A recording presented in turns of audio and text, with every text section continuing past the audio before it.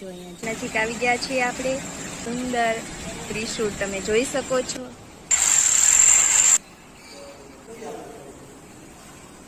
ત્રિશૂળ તમે જોઈ શકો. જય શ્રી કૃષ્ણ, જય માતાજી મિત્રો. જો આજે આપણે એવી જગ્યાએ આવ્યા છીએ જે અહીંયા જ્યાં વિશ્વનું સૌથી ઊંચું ત્રિશૂળ છે. અને આ જગ્યા તમે જોયેલી નહીં હોય અચૂક. અને આ જગ્યા ક્યાં આવેલી છે અને એ જાણવા માટે અમારા વિડીયોમાં જોડાયેલા રહેજો. આ છે વિશ્વનું સૌથી ઊંચું ત્રિશૂળ. તમને ખબર હોય તો અચૂકથી અમને કોમેન્ટ કરજો. ચલો આપણે જઈએ છીએ બધા. શિવાંશ જો આગળ નીકળી ગયો છે. શિવાંશ શું જોવું છે તારે? જો શિવાંશને નદી જોવી છે તો અહીંયા તમે સુંદર નદીનો નજારો જોઈ શકો છો. તો દ્રશ્ય છે. શિવાંશભાઈ ચલો આગળ જઈએ આપણે. ચલો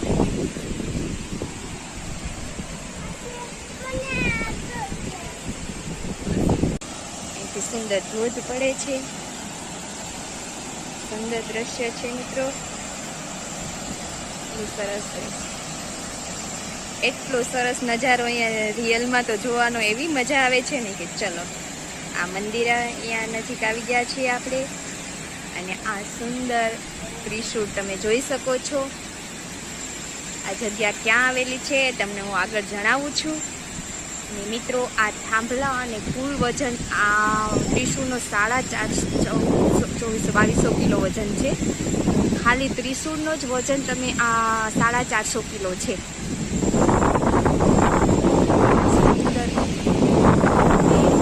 આવેલું છે જગ્યાની અંદર આપણે જઈ રહ્યા છીએ. ગીર સોમનાથ જિલ્લાના કોડીનાર તાલુકાના ઘાટવડ ગામમાં આવેલી છે. જે હમણાં એની સ્થાપના થઈ છે. એની ઊંચાઈ 153 ફૂટ છે. અને 2200 કિલો એનું વજન છે. ત્રિશૂળનું વજન માત્ર ત્રિશૂળ 450 કિલોનો છે. આ થાંભલો અને બધું થઈ અને 2200 કિલો વજનનું આ ત્રિશૂળ છે. એની એક્ઝેક્ટ બાજુમાં મિત્રો આ ઇન્દ્ર ભારતી બાપુનો આશ્રમ, રુદ્રેશ્વર જાગીર ભારતીજીનો આશ્રમ આવેલો છે. જે આંતરરાષ્ટ્રીય ઉપાધ્યક્ષ છે મહંત ઇન્દ્ર ભારતી મહારાજ છે, જેનો આ આશ્રમ આવેલો છે અહીંયા.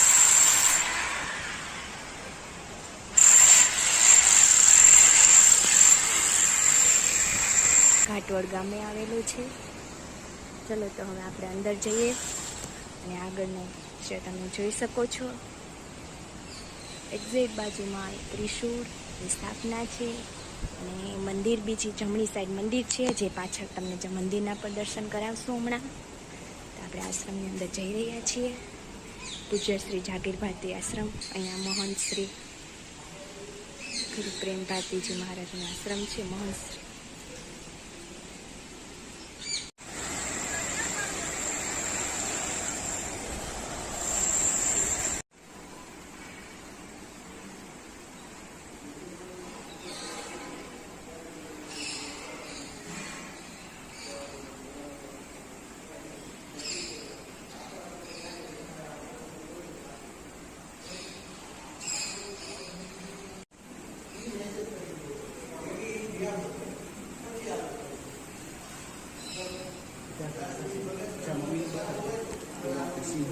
જો શિવાંશ જય ભારત માતા. અહીં સંત શિરોમણી ગુલાબગીરી મહારાજની જીવન સમાધિ છે, જેના દર્શન કરવા માટે આપણે જઈએ છીએ. ચલો શિવાંશ અંદર.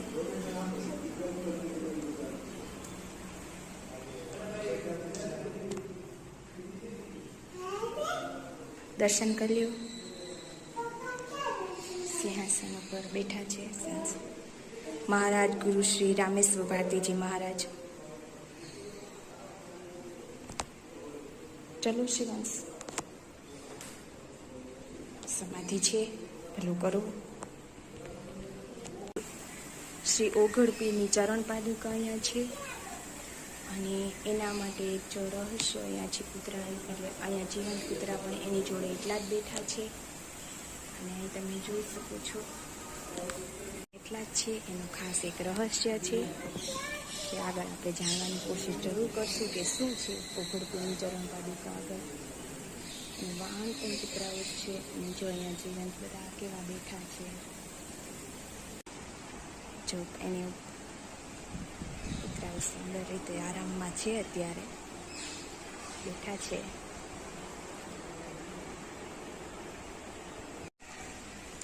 જે ત્રિશૂળ, સુંદર એવું ત્રિશૂળના દર્શન થઈ શકે છે.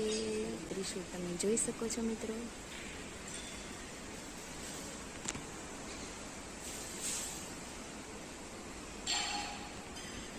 મિત્રો આ આશ્રમ છે રુદ્રેશ્વર જાગીર ભારતી આશ્રમ, ઘાટવડ ખાતે આવેલો છે. તમે જોઈ રહ્યા છો રુદ્રેશ્વર જાગીર ભારતી આ આશ્રમ આવેલો છે.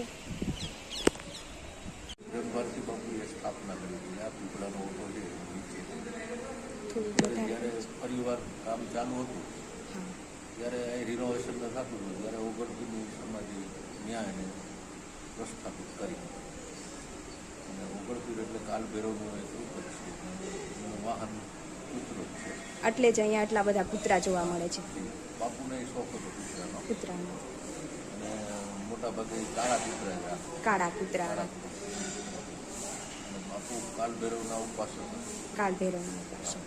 મહાકાલી અને કાલ ભૈરવ. જે મંદિર આપણે બહાર જોવા મળે સંતો એ પાંડવોના વગર સ્થાપિત છે. જ્યારે પાંડવો અજ્ઞાતવાસમાં રહેતા ત્યારે અહીંયા અજ્ઞાતવાસમાં રહેતા ત્યારે અહીં મંદિર નહોતું. અને પાંડવો છે અહીંથી હાથ પોકર જે અહીંથી 2-3 ગાઉ દૂર થાય છે ત્યાં અર્જુનને એવી ટેક હતી કે ભાઈ જ્યાં સુધી શિવની પૂજા ન કરે ત્યાં સુધી અનાજ જમતો નહીં. અને કુંતી માતા સાથે હતા ત્યારે અજ્ઞાતવાસમાં. કુંતી માતા દરેક 5 પાંડવોની સાથે જ જમવા બેસતા. એટલે અહીંથી આજપોકાર 2-3 ગાઉ થાય એટલે એને જવા આવવાનો અર્જુનને સમય લાગે એટલે ઘણી વાર મોડું થઈ જાય જમવાનું. પાંડવો ભૂખ્યા હતા. ખાસ કરીને ભીમ વધારે ભૂખાડતું બહુ નહોતો એટલે એને એમ થતું કે ભાઈ આ તો અર્જુનને રોજનું થયું. અર્જુનને એકવાર પૂછ્યું કે ભાઈ તું આજપોકાર જ પૂજા કરતો હાલે તો કે ના મારે તો ગમે ને શિવલિંગ હોય ને હાલે. એટલે એને નજીકમાં એને જોયું તો શિવલિંગ એને કંઈ ન મળ્યું. એને એક ઘડો માટીનો ઘડો લીધો અને એમાં માટી ને રેતી ને રાખ ને એવું બધું કરીને એને ઊંધો વાળી દીધો ઘડાને. એને શિવલિંગ જેવો આકાર આપ્યો ધીમે. અને પછી સવારમાં જ્યારે અર્જુન જતો હતો આજપોકાર પૂજા કરતો ત્યારે એને બોલાવીને કીધું કે ભાઈ તું જો અહીંયા શિવલિંગ જ છે. અને અર્જુને કીધું આ બરોબર છે શિવલિંગ જ છે અને શિવલિંગ હોય તો મને કાંઈ પૂજા કરવાની કોઈ બાદ નથી. એને 1600 પ્રકારે એની રીતે એ પોતે 1600 પ્રકારે પૂજા કરતો મંત્રોચ્ચાર સાથે શિવની. પૂજા એની પૂરી કરી એને જે એને સમય લાગ્યો હોય 2-3 કલાકમાં એને પૂજા પૂરી કરીને જમવા બેઠા. એટલે 1-2 કોળિયા અર્જુને લીધા એટલે ભીમ ભીડો હસવા અને એને કીધું કે આ તો તું હું આવડો મોટો ભગત થઈ ગયો તને કાંઈ શિવલિંગ વિશે ખબર નથી. તો કે કેમ કે તે જે પૂજા કરી તો મેં ઊંધો વળેલો ઘડો એ કે કોઈ દી બને નહીં. તો ચાલો તને ખાતરી કરાવો. એટલે બધે 5 પાંડવો આવ્યા અને બતાવ્યું હતું કે અર્જુને કીધું કે આની મેં પૂજા કરી દઈને આ શિવલિંગ જ છે. તો એને ગદાથી પ્રહાર કર્યો લિંગ ઉપર. જેવો પ્રહાર કર્યો એટલે એમાંથી તમે જોઈ શકો છો અત્યારે પણ ત્યાં શિવલિંગ એક જગ્યાએ ખંડિત થયેલું છે. જે જગ્યાએ એને ગદાનો પ્રહાર કર્યો ને ત્યાંથી એમાંથી રક્ત નીકળ્યું. રક્તની ધારા થઈ. એટલે એની એ વખતે એનું નામ રક્ત મીન્સ રુધિરેશ્વર મહાદેવ અને રુદ્ર મીન્સ ત્યારથી જ આ સિંહનું આ સ્થાનનું રુદ્રેશ્વર મહાદેવ નામ પડ્યું ને એના લીધે. રુધિરેશ્વર હતું અને અપભ્રંશ થઈને હવે રુદ્રનો અર્થ લોહી. હા પણ રુદ્રેશ્વર પછી એનો શાસ્ત્રમાં એનો ઉલ્લેખ છે રુધિરેશ્વર મહાદેવ. પછી એમાં રુદ્રેશ્વર મહાદેવ થયું છે. આ જે નદી છે સિંગોડા નદી જેને આપણે કહેવું હતું એનો વેદમાં ઉલ્લેખ નકુમતી ગંગા નામ. નકુમતી ગંગા. અને કોઈ નંસ નામે રાજા થઈ ગયો જેને કોઈ ઋષિના શાપથી એને નાગયોનીમાં એનો ટૂંકમાં નાગયોનીમાંથી એને પસાર થવું એવો એને શ્રાપ હતો. એટલે એનો ઉદ્ધાર પણ અહીં થયો છે. જે તમે નદીમાં જોઈ શકો છો એના લીસોટા પણ નાગ અહીં સુધી મંદિર સુધી આવ્યો અને એનો ઉદ્ધાર થઈ ગયો નાગયોનીમાંથી રાજાનો નંસ નામનો રાજા હતો. એનો પણ વેદમાં ઉલ્લેખ. આ જે નદી છે એને વેદમાં એનો ઉલ્લેખ નકુમતી ગંગાને. અને અહીંયા હમણાં જ આપણે અષાઢ મહિનામાં સૌથી મોટું વિશ્વનું સૌથી ઊંચું ત્રિશૂળ પણ અહીંયા જ સ્થાપના થઈ છે. જે એમ કે કહેવાય કે નેપાળમાં લગભગ 150 ફૂટનું છે, હા એનાથી પણ ઊંચું આ 153 53 ફૂટનું ત્રિશુળની સ્થાપના અષાઢ મહિનામાં ભગવાન શ્રી ઇન્દ્રભારતી બાપુ દ્વારા ગુરુ પૂનમના દિવસે અહીંયા ખુલ્લું મૂકવામાં આવ્યું છે અને એની સ્થાપના પણ કરવામાં આવી છે. અને બીજા આની સિવાય કેટલા બધા સેવાકીય પ્રવૃત્તિ પણ આ જે આશ્રમ છે ભારતીય આશ્રમ એની દ્વારા ઘણી બધી સેવાકીય પ્રવૃત્તિ પણ અહીંયા ચાલે છે. જે કોઈ ગરીબ માણસો હોય એવા જે દવાખાને ન જઈ શકતા હોય એને પણ આખું આર્થિક મદદ કરે છે. બીજું અહીંયા 2 ટાઈમ અન્નક્ષેત્ર પણ અહીંયા ચાલુ છે અને મહંત શ્રી બાપુની ખૂબ સેવાકીય પ્રવૃત્તિઓ અહીંયા જોવા મળે છે. આપણે ઘાટવડ ગામે આ તમે અચૂક અહીં આવી શકો છો. આભાર તમારો આટલી માહિતી આપવા બદલ.